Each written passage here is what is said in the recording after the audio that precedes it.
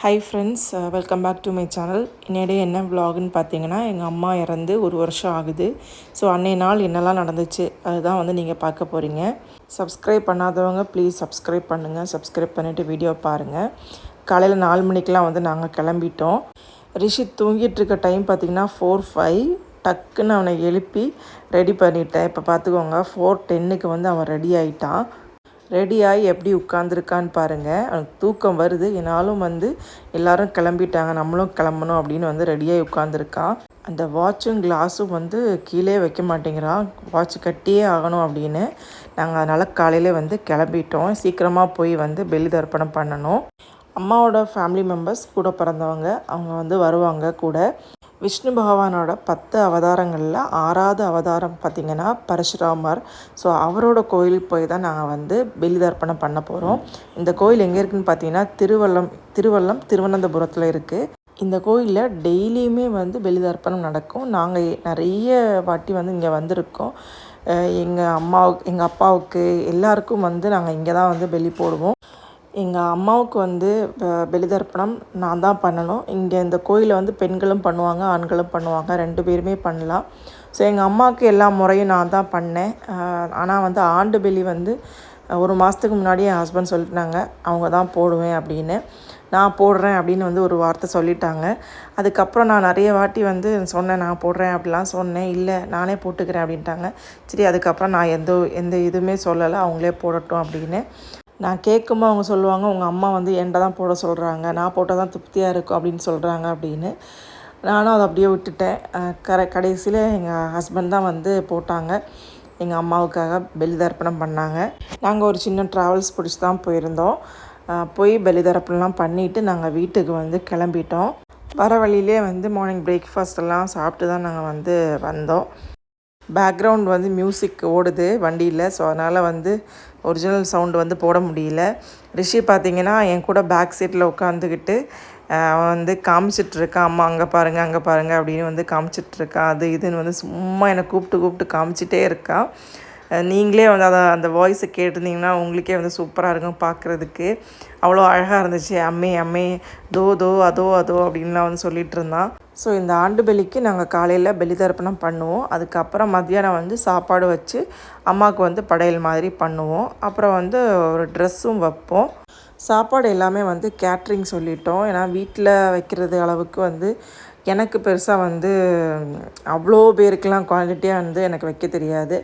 So அதனால் நம்ம வந்து கேட்ரிங்கே பண்ணிட்டோம். நம்ம இந்த மாதிரி ஒரு வீட்டில் ஒரு சின்ன ஒரு ஃபங்க்ஷன்லாம் வரும்போது நம்ம வந்து எப்போவுமே வந்து நாங்கள் கேட்ரிங் தான் பண்ணுவோம். நாங்கள் வீட்டில் வந்து பண்ணுறது இல்லை, எப்போவுமே கேட்ரிங் சொல்லிடுவோம். ஸோ வீட்டுக்கு வந்ததும் வந்து அம்மாவோட ஃபோட்டோக்கு ஹஸ்பண்ட் வந்து ஹாரம் எல்லாமே வந்து போட்டுட்ருக்காங்க. முழுக்க இந்த நாள் வந்து நடந்த எல்லா விஷயத்துக்கும் என் ஹஸ்பண்ட் தான் வந்து எல்லா வேலையும் இழுத்து போட்டு பண்ணது. ஏன்னா நான் இந்த வீடு ஃபுல்லாக வந்து ஒரு ஆளாக தனியாக நின்று கழுவுனேன். அதில் வந்து உடம்பு சரியில்லாமல் ஆயிடுச்சு. கால்லாம் வந்து சரியான வலி. அதனால் வந்து என்னை எந்த வேலையுமே வந்து பண்ண விடலை. எல்லாமே வந்து என் ஹஸ்பண்ட் தான் பண்ணாங்க. கேட்ரிங் சொல்கிறது ஃபுல்லாக 2 நாளாக வந்து ஃபுல்லாக டென்ஷன் தான். கேட்ரிங் சொல்கிறது கரெக்ட் டைமுக்கு வருமா வராதான் தெரியாது. அப்புறம் இந்த வண்டிக்கு சொல்கிறது. ஸோ இதெல்லாம் பயங்கர டென்ஷனாக இருந்துச்சு. பூ சொல்கிறது. ஸோ எல்லாமே வந்து அவங்களே தான் பார்த்துக்கிட்டாங்க. இன்னைக்கு நாள் நடந்த எல்லாமே அவங்களே வந்து எல்லாமே பார்த்துக்கிட்டாங்க. அவங்க வீட்டில் இந்த மாதிரி நடந்துச்சுன்னா எப்படி அவங்க வந்து பண்ணுவாங்களோ அதே மாதிரி அதுக்கு டபுளாக வந்து எங்கள் வீட்டில் வந்து என் ஹஸ்பண்ட் பண்ணாங்க. ஸோ ரொம்ப ஹாப்பி. இந்த மனுஷன் எனக்கு வந்து கிடச்சது. எங்கள் அம்மாவும் வந்து மேலே இருந்து பார்ப்பாங்க. எங்கள் அம்மா இருந்த டைமில் எனக்கு கல்யாணம் பண்ணதுலேருந்தே சொல்லுவாங்க, சஜு கிடச்சது உனக்கு புண்ணியம், வேறு யாராக இருந்தால் உன்னை எப்போவே வந்து கழட்டி விட்டுட்டு போயிருப்பாங்க, சஜுனால் உன்னை வந்து வச்சு காப்பாற்றுறேன் அப்படின்லாம் வந்து அடிக்கடி எங்கள் அம்மா சொல்லுவாங்க. அம்மாவுக்கு அப்பாவுக்கெல்லாம் ஹாரம்லாம் போட்டு அப்புறம் குழிக்கரையிலே வந்து ஹாரம்லாம் போட்டாங்க. அதுக்கப்புறம் பார்த்திங்கன்னா ஒரு 12 மணி மேலே வந்து ஃபேமிலி மெம்பர்ஸ் எல்லாமே வந்துட்டாங்க. நான் வந்து நிறைய வீடியோஸ்லாம் எடுக்கல, கொஞ்சம் கம்மியாக தான் வீடியோஸ்லாம் எடுத்திருந்தேன். இப்போ நாங்கள் உட்காந்துருக்கிறது பார்த்திங்கன்னா அம்மாவுக்கு வந்து படையல் மாதிரி போட்டுட்டு நாங்கள் டோர்லாம் லாக் பண்ணிவிட்டு வெளியே உட்காந்துருப்போம் கொஞ்சம் நேரம். அதுக்கப்புறம் தான் உள்ளாடி போய் எல்லாம் எடுத்துக்கிட்டு ஃபஸ்ட்டு காக்காவுக்கு வந்து வைப்போம். நான் எதுவுமே வீடியோ எடுக்கவே முடியல என்னால். காக்காக்கு நமக்கு வரும்போது தான் அந்த கஷ்டம் நமக்கு தெரியுது.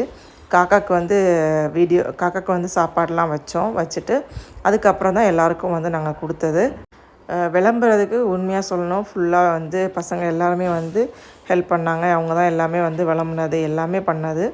ஸோ ஸோ அதில் எனக்கு கொஞ்சம் ஹெல்ப்பாக இருந்துச்சு. என் ஹஸ்பண்டுக்கு வந்து கூப்பிடணும், நிறைய பேரை வந்து வர சொல்லணும், சாப்பிட்றதுக்கு கூப்பிடணும், அப்புறம் நிறைய வேலையெல்லாம் அவங்களுக்கும் இருந்துச்சு. ஸோ எல்லாமே விளம்புற விஷயம் எல்லாமே வந்து பசங்க பார்த்துக்கிட்டாங்க, சூப்பராக விளம்பியிருந்தாங்க.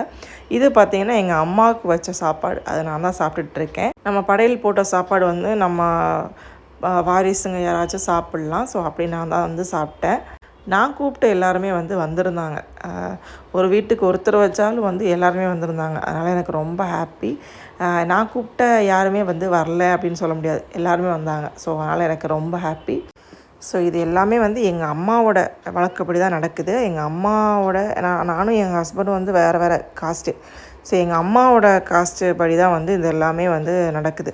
ஸோ எங்கள் அம்மாவுக்கு வந்து பார்த்திங்கன்னா இந்த மாதிரி சாரீ நாங்கள் வைப்போம். இந்த வருஷம் வந்து இந்த மாதிரி சாரீ ப்ளவுஸ் என்னோடய அளவுக்கு ஸ்டிச் பண்ணி இந்த மாதிரி பெட்டியில் வந்து வச்சுருவோம்.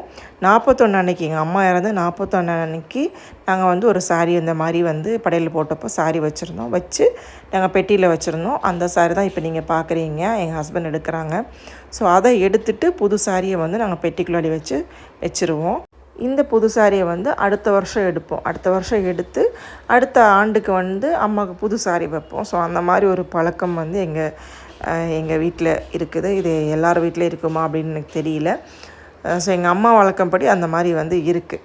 இப்போ நம்ம இதில் பார்த்திங்கன்னா, நம்ம இதில் இல்லை, மேக்ஸிமம் இப்போலாம் வந்து முன்னாடி வந்து எனக்கு தெரிஞ்ச அளவுக்கு நான் சொல்கிறேன், அந்த எல்லாமே வந்து இந்த முறைகள் எல்லாமே வந்து ஆண் பிள்ளைகள் தான் பண்ணுவாங்க. ஆண் பிள்ளைகள் இல்லாதவங்க வந்து தம்பி பசங்க, அண்ணன் பசங்க அந்த மாதிரிலாம் பண்ணுவாங்க அப்படின்னு நான் கேள்விப்பட்டிருக்கேன்.